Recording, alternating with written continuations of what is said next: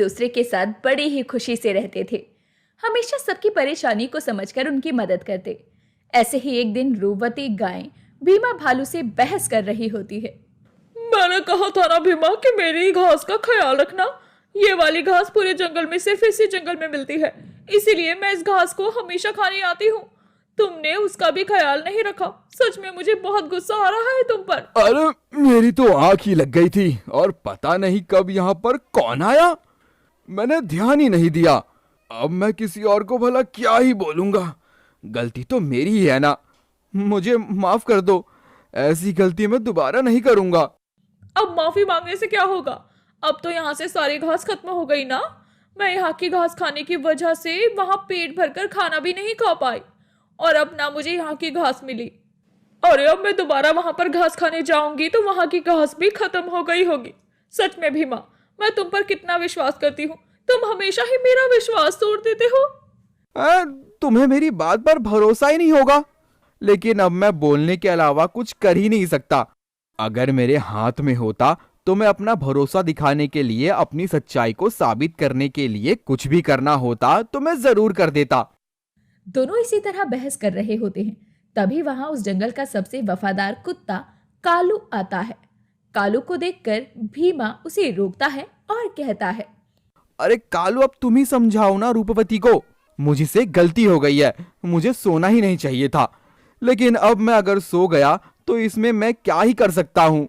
ये मुझे कब से सुनाए जा रही है, अब तो नहीं सुनाना चाहिए ना। तुम कुछ कहो ना, शायद तुम्हारी बात मान जाए। तुमने जिसकी मदद ली है ना, उसी से कुछ सीख लो। पूरे जंगल में सबसे ज्यादा वफादार है कालू। आज तक कभी किसी ने कालू की वफादारी पर शक नहीं किया। यहाँ तक कि कालू जो भी काम लेता है उसे अच्छे से पूरा करता है, पूरे जंगल की निगरानी करता है। रात के समय कहीं दूसरे जंगल से कोई जानवर ना आ जाए, इस बात का ध्यान रखता है। और तुम हो कि कालू से अपना मुकाबला करने चले हो। सच में हद होती है। अरे अरे, तुम दोनों इतनी बहस क्यों कर रहे हो? मुझे बताओ कि आखिर हुआ क्या है। जब तक मुझे पता नहीं होगा तब तक मैं किसी बात पर कैसे कुछ बोल सकता हूँ। अच्छा, मुझे बताओ कि क्या हुआ है। तुम दोनों किस बात पर इतना लड़ाई झगड़ा कर रहे हो? अब तुम खुद ही बताओ। कालू, मैं यहाँ पर भीमा को इस अलग घास की निगरानी करने के लिए कहकर गई थी, क्योंकि ये वाली घास पूरे जंगल में सिर्फ इसी जगह पर उगती है, सबसे ज्यादा स्वादिष्ट होती है, और ये घास की निगरानी तक नहीं कर पाया। भीमा सो गया। अब बताओ, मुझे गुस्सा नहीं आएगा तो क्या आएगा? और ऊपर से अब तुमसे अपना मुकाबला कर रहा है। अरे खुद को देखे, तुमको देखे। अरे तुम दोनों का कहाँ कोई मुकाबला है? ओहो, ये तो बहुत गलत हुआ। लेकिन एक बात बताओ, तुमने उसको कोई जिम्मेदारी दी है तो तुमने इसका मतलब उस पर विश्वास किया होगा ना। और विश्वास तो उसने जानबूझकर नहीं तोड़ा होगा। अब जो हो गया है उसको जाने दो। बाद के लिए अफसोस क्या करना अगर तुम ज्यादा सुना दोगी तो।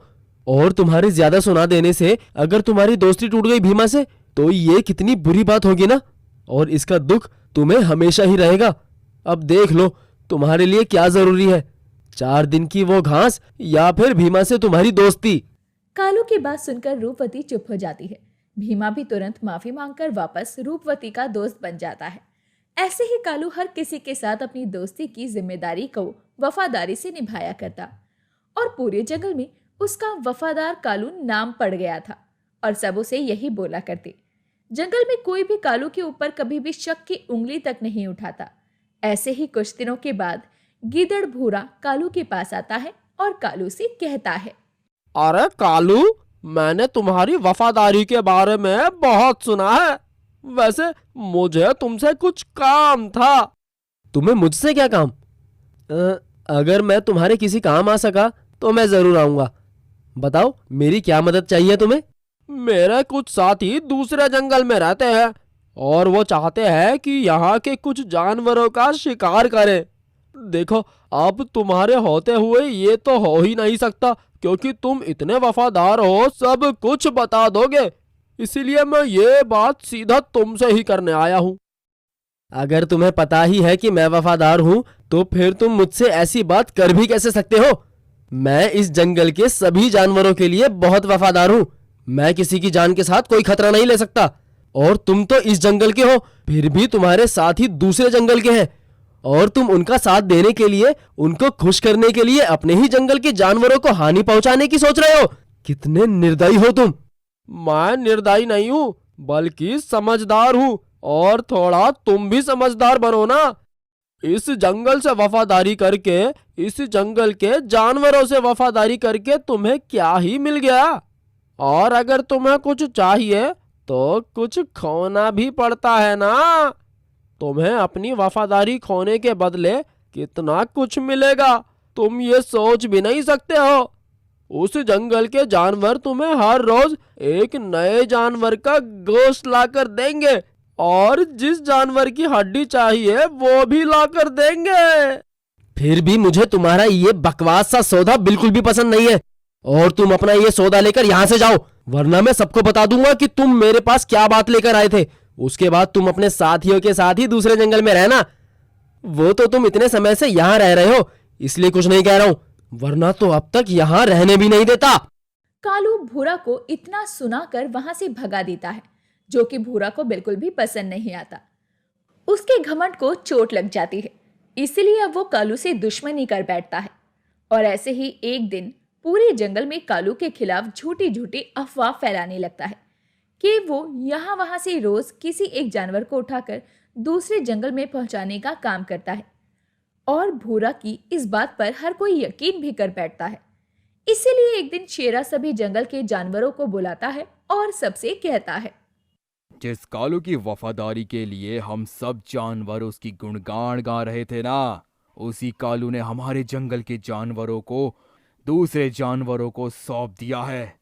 कुछ दिन में हमारे जंगल में जितने भी जानवर गायब हुए हैं ना, वो सब कालू ने ही किया है। नहीं नहीं, मैंने ऐसा कुछ नहीं किया है। आप मेरी बात का यकीन करें, मैं ऐसा करने का सोच भी नहीं सकता हूँ। यकीन तुम्हारी वफादारी पर था, और तुमने अपनी वफादारी से ही हमें धोखा दिया है। तुमने सभी जानवरों को धोखे में रखा और उनका विश्वास जीत लिया, इसलिए हम सब तुम्हारी बात मानते थे। लेकिन मुझे सब पता चल गया है, जंगल के जितने भी जानवर कुछ दिनों में गायब हुए हैं ना, वो सब तुमने ही किए हैं, और इसलिए अब तुम इस जंगल में रहने के लायक ही नहीं। आप मेरी बात का यकीन कीजिए, मैंने ऐसा कुछ भी नहीं किया है। मुझे इस जंगल से मत निकालिए। मैं इस जंगल में पैदा हुआ हूँ, इसी जंगल में पला बड़ा हूँ। मैं जंगल के प्रति कभी भी वफादारी नहीं छोड़ सकता हूँ। मैंने सच में कुछ नहीं किया है। कोई भी कालू पर यकीन नहीं करता, जबकि वो बहुत वफादार था। और सब मिलकर कालू को जंगल से बाहर कर देती हैं। कालू के जंगल से जाने के बाद भूरा बहुत खुश होता है। अब आया ना मजा। अच्छा खासा जंगल में रहता और मेरे लिए काम करता, लेकिन नहीं, इसे तो वफादार बनना था ना। कर ली वफादारी। अब तो ये ना जंगल का रहा और ना ही इसके पास कोई दूसरा रास्ता है। चलो, जो भी हुआ है उससे मेरा रास्ता तो पूरी तरह से साफ हो गया है। अब कालू जाए भाड़ में। भूरा की खुशी का ठिकाना नहीं था, और कालू के जंगल से चले जाने के बाद भी जंगल में हर रोज जानवर गायब हो रहे थे। और इस बात से अब जंगल के सब जानवर और भी ज्यादा परेशान हो जाते हैं। लेकिन जंगल की सब बातें पिंकी बकरी जाकर कालू को बता देती है। कालू, किसी ने तुम पर विश्वास नहीं किया, लेकिन मैं तुम्हें अपना भाई मानती हूँ, इसलिए मुझे तुम पर पूरा विश्वास है। पर हमारा जंगल खतरे में है। जंगल में अब तो पहले से भी ज्यादा जानवर गायब हो रहे हैं। क्या? मुझे जिस बात का डर था वही हुआ। अब मुझे ही कुछ करना होगा। कालू भले ही जंगल से निकल गया था, लेकिन उसे अभी भी अपने जंगल के जानवरों की फिक्र थी। इसलिए वो पिंकी की मदद से रात के समय सभी जंगल के जानवरों को इकट्ठा करता है और घेरा बनाकर पेड़ों के पीछे छुपा लेता है। कुछ देर के बाद भूरा दूसरे जंगल के भेड़िया राका के साथ आता है और जानवरों को ढूंढने लगता है, लेकिन उन्हें कोई भी जानवर नहीं मिलता। अरे ऐसा कैसे हो सकता है? इतनी देर से हम ढूंढ रहे हैं लेकिन कोई भी जानवर मिल नहीं रहा है। राका, तुम थोड़ा शांत हो जाओ, मिल जाएगा जानवर। देखते हैं, कोई ना कोई जानवर तो मिलेगा ही। अरे लेकिन कब मिलेगा? उन दोनों की बात वहां पर छुपे सभी जानवर सुन लेते हैं और सबको पता चल जाता है कि असली गुनहगार कौन था। और सब जानवर पेड़ों से बाहर निकल कर आते हैं और भूरा राका दोनों को पकड़ लेते हैं। जिसके बाद शेरा कहता है, गलती हमारी थी, कि हमने अपने कालू पर भरोसा ना करके इस भूरा गीदड़ पर किया। अरे जिसकी जात ही गीदड़ है, जो पीछे से वार करता है, हम उस पर भरोसा कैसे कर सकते हैं? कालू, हमें माफ कर दो। हमने तुम्हारे साथ बहुत गलत किया है। सबकी जान बचाना जरूरी था और सच सामने आना जरूरी था। मुझे माफी नहीं चाहिए किसी की भी। कालू की